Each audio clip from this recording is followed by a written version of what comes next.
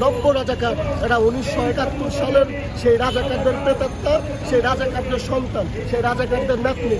তাদেরকে আমরা প্যাকেট করে পাকিস্তানে ফিরে দিতে চাই। এরা সন্তান না। আমি মুক্তিযোদ্ধা সপক্ষের শক্তির সাথে এই কাজটা করে নেব। তো যে ব্যাপারটা, যারা এদেশের সর্বোচ্চ বিশ্ববিদ্যালয়ের মেধাবী স্টুডেন্ট, যারা নিজেদেরকে রাজাকার রাজাকার বলে নিজেদেরকে পরিচয় করে দেয়, ভাবতে অবাক লাগে।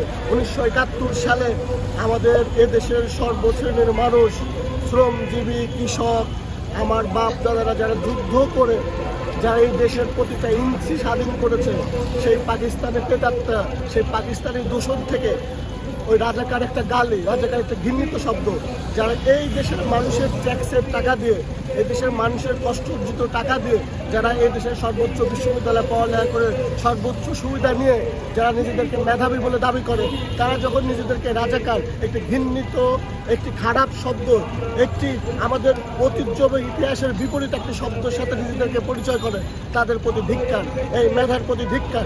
আমরা বলতে চাই, এরা এদেশের নব্য রাজাকার, এরা 1971 সালের সেই রাজাকারদের প্রেতাত্মা, সেই রাজাকারদের সন্তান, সেই রাজাকারদের নাতনি।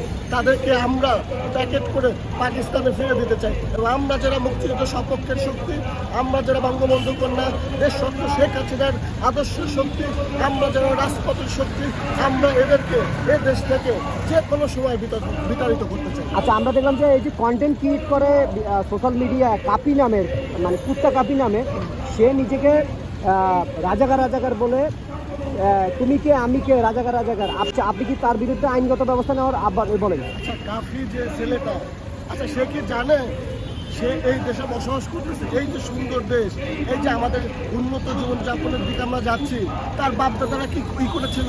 তারা নিজেদেরকে রাজাকার ভাবে, কারা যাদের জিনগত রাজাকার, যাদের ব্লাডের রাজাকার, তারাই একমাত্র রাজাকার রাজাকার বলে চিল্লাতে পারে, বুঝেন নাই? এবং তারাও, তাদেরকে পানিশমেন্ট করা হবে, রাষ্ট্রীয় হোক।